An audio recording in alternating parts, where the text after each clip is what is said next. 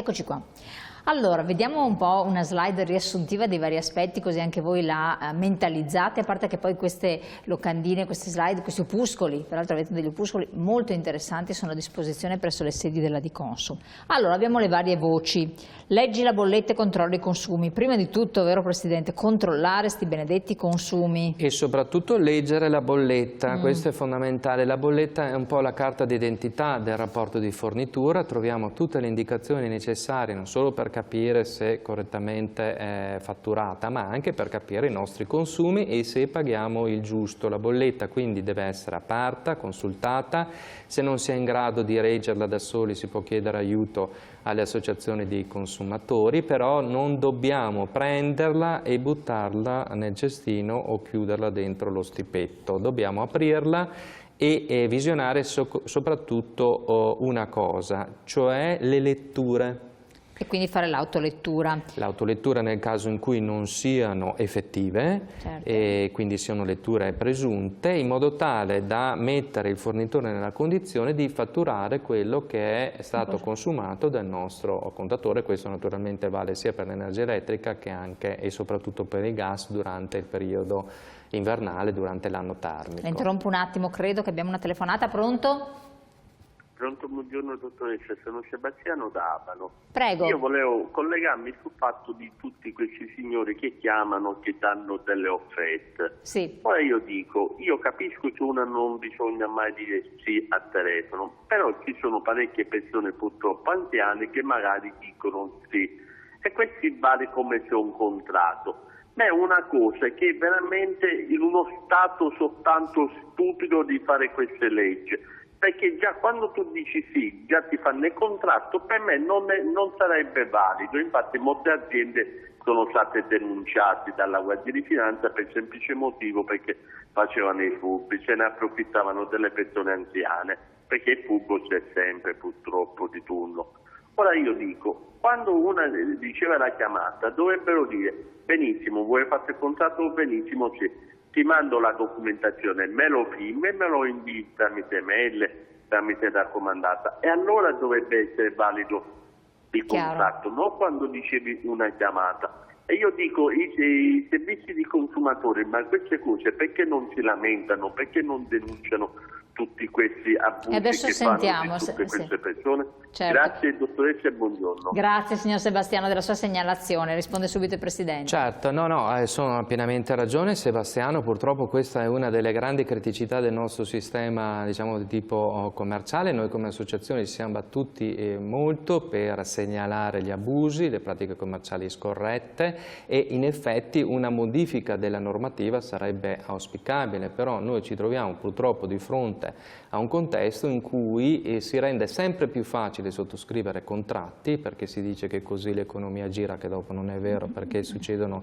delle criticità, poi ci sono delle esternalità, delle conseguenze negative, come diceva anche il telespettatore da Abano, però la nostra azione è pressante, continua anche come lobby dei consumatori, non c'è niente di male nel sostenerlo, per modificare anche una legge che permette di concludere i contratti in questa maniera. C'è da dire che talvolta anche le authority non ci aiutano. Mi viene in mente tutto quello che è successo e che stiamo vivendo ancora purtroppo con la modifica unilaterale dei contratti, dove tanti consumatori si sono trovati lievitati i costi soprattutto del gas ma anche dell'energia elettrica, perché pensate un po' che è possibile variare unilateralmente le condizioni di fornitura con l'invio di una semplice comunicazione che non deve essere neppure una raccomandata. Noi abbiamo chiesto più volte all'autorità, e spero che intervenga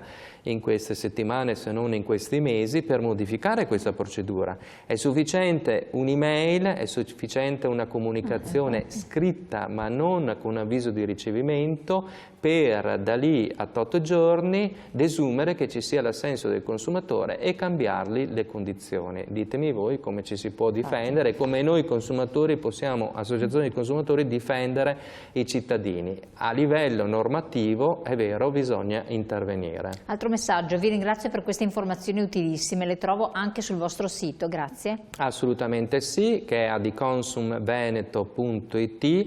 Abbiamo un menu progetti all'interno del quale ce n'è uno dedicato proprio all'energia, grazie all'intervento della Regione del Veneto che ci finanzia e ci dà la possibilità di intervenire sia nelle trasmissioni ma anche con le comunicazioni nel nostro sito a vantaggio dei consumatori per dargli informazioni gratuite e aiutarli ad orientarsi in questo bailam dell'abolizione del mercato tutelato. Ecco, poi una cosa a proposito anche della telefonata che è arrivata poco fa, che ha ragione perfettamente, però voi avete tanto più forza, tanto più avete iscritti, e questo è un altro dato di fatto, perché le associazioni consumatori a livello dell'Europa, a livello degli Stati Uniti sono delle vere e proprie potenze, tanto quanto quelle degli industriali, perché le persone automaticamente, tutti sono iscritti in associazioni consumatori, tutti insomma, è molto molto facile che lo siano, per cui avete la forza del numero degli iscritti. In Italia invece, forse anche perché c'è una parcellizzazione maggiore,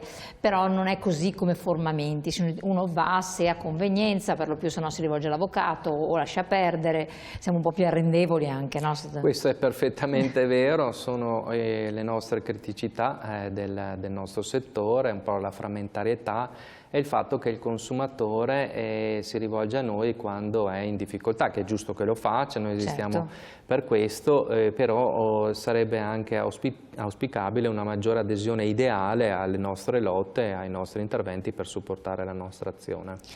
Allora, torniamo al nostro schema, quello del decalogo in qualche modo, quindi avete visto, cercate di fare l'autolettura, come diceva il Presidente, è molto importante, poi nel portale offerte verificare che è la voce 2, l'economicità, verificare il contatore, l'ho spiegato bene, chiaramente, e invece il numero 4, Presidente. Esatto, il numero 4, la regola numero 4, esistono dei bonus per la luce, il gas e anche l'acqua che vengono tra l'altro applicati automaticamente sulla bolletta per gli aventi diritto che devono avere un determinato ISEE. Qual è l'adempimento fondamentale? È appunto l'elaborazione della DSU, dell'ISEE, deve essere fatta ogni anno, in questo modo automaticamente i dati vengono comunicati dall'INPS al sistema dell'acquirente unico e poi naturalmente ai vari fornitori che lo applicano direttamente in bolletta. È necessario però, questo lo ribadisco, sì,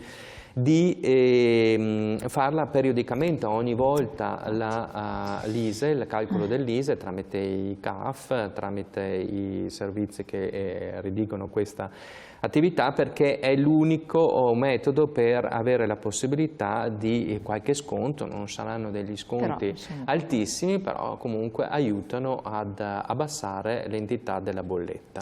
Abbassare l'entità della bolletta, qui siamo al punto 5, l'utilizzo consapevole, tenere i consumi sotto controllo. Ecco, questo è fondamentale. Bisogna scriverselo davanti a tutte le come facevano un po' i nostri genitori, esatto, insomma, le vecchie esatto. generazioni che controllavano tutto, si annotavano tutto, stavano attenti allo spreco. Dobbiamo un po' ritornare verso questo tipo di atteggiamento senza frustrarci naturalmente, perché abbiamo conquistato il benessere con tante lotte, adesso rifiutarlo insomma diventa un po' difficile. Sì, bisogna non lasciare scorrere a vuoto l'acqua, per esempio. No, non bisogna lasciare pure la luce accesa e l'acqua calda che se viene riscaldata naturalmente con il gas e quant'altro. Per tenere sotto controllo i consumi esiste anche qui un ottimo strumento che è il portale consumi, cioè un altro sito web dell'acquirente unico all'interno del quale noi troviamo tutti i nostri consumi storici prodotti dalle utenze che ci sono state intestate, che sono intestate a noi. Quindi collegandomi al portale consumi io posso sapere quando consumo di più, in che periodo dell'anno, nel periodo storico di riferimento se ho più storicità, quando è stato che ho consumato più energia elettrica, più gas, e posso fare anche delle piccole elaborazioni rispetto ai miei comportamenti, come modificarli in diciamo negativo ma anche in positivo. Messaggio, buongiorno, è possibile individuare esattamente quella voce in bolletta da tenere in considerazione e che potrebbe crearci problemi tipo rialzo del prezzo o costi di gestione inappropriati? Allora, la bolletta che noi utilizziamo adesso, che leggiamo, è la cosiddetta bolletta 2.0, è stata semplificata e presenta degli istogrammi, delle voci standard, però non è così dettagliata come dovrebbe essere, perché all'interno della stessa troviamo sì tante informazioni, ma non tutte quelle utili per capire che cosa tenere sotto osservazione per capire quanto è il costo dell'energia. Però possiamo adottare alcuni stratagemmi, diciamo così, per orientarsi, anche se non è un calcolo preciso. Possiamo prendere come dire, il consumo di quella bolletta e quindi kilowattora e dividerli per l'importo e capire più o meno qual è il costo che viene applicato, tenendo conto che però in quel caso noi calcoliamo anche gli oneri di sistema, calcoliamo le tasse, i costi di distribuzione e quant'altro. Per quello vi dicevo che è un calcolo così un po' spannometrico. E noi dobbiamo verificare la cosiddetta quota energia, che è quella parte della bolletta, circa metà della somma totale dell'importo che andiamo a pagare, che sostanzialmente è l'importo che viene fatturato dal fornitore ed è il costo effettivo che il fornitore ci fa pagare. Magari potremmo fare una trasmissione dedicata solo ai costi della bolletta per sviscerare un po' questi arcani. Per aiutare. L'altra cosa importante, che il tempo anche vola, è non consegnare la bolletta a nessuno. È un'altra cosa, perché tante volte si presentano delle persone, anche vestite molto bene, eccetera, ti dicono fammi vedere la tua bolletta che ti do una mano a capire. No, non va data a nessuno la bolletta, vero Presidente? La bolletta, lo dicevo prima, è la carta d'identità del nostro servizio di fornitura, quindi come la carta d'identità deve essere solo mostrata e data a persone di cui abbiamo piena fiducia e soprattutto conosciamo la finalità per la quale viene utilizzata, perché in bolletta troviamo informazioni che possono far partire molto facilmente un contratto e quindi noi dobbiamo dare queste informazioni solo alle persone che conosciamo o che comunque ci ispirano fiducia e quant'altro. Un fornitore, se chiede la bolletta senza diciamo, dare delle garanzie, è perché vuole fare qualche operazione che non è proprio limpidissima. Chiaro.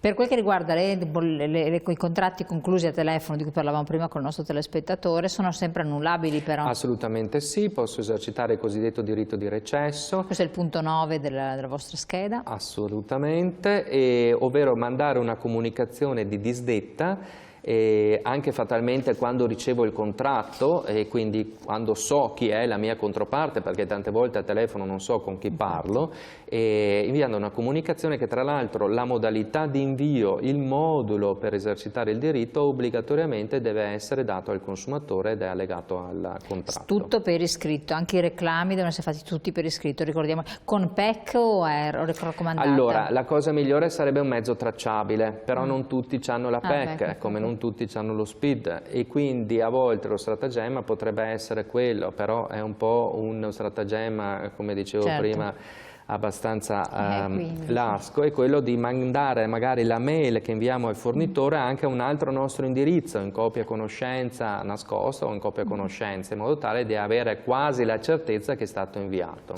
La conciliazione, in due parole. La conciliazione è un ottimo strumento per risolvere le controversie, quindi un tavolo di confronto tra associazioni di consumatori, suoi rappresentanti e rappresentanti del fornitore per trovare una composizione bonaria della controversia, però come giustamente diceva prima lei, è necessario inviare un reclamo scritto perché da lì decorrono i termini per presentare la domanda di conciliazione. Questo è fondamentale. I gruppi d'acquisto convengono? Assolutamente sì, perché nel gruppo d'acquisto io collettivizzo diciamo, la possibilità di aggregare più persone che possono avere delle condizioni migliori nei confronti del fornitore. E quindi informarsi anche sempre presso di Consum, associazioni di consumatori, se aderire a un certo gruppo d'acquisto può convenire o meno a seconda della zona di appartenenza, di dove ci si trova, perché poi sappiamo che appunto la nostra regione è un po' frastagliata, tanti ci segnalano zone un po' diverse una dall'altra. Presidente, grazie di essere stato qui con noi. Grazie a voi. Grazie a voi telespettatori di aver partecipato in modo molto attivo e anche propositivo alla trasmissione. attenzione, però per qualsiasi dubbio prima di fare una decisione consultate le associazioni dei consumatori. Grazie da Dicons, un buon proseguimento, grazie a voi.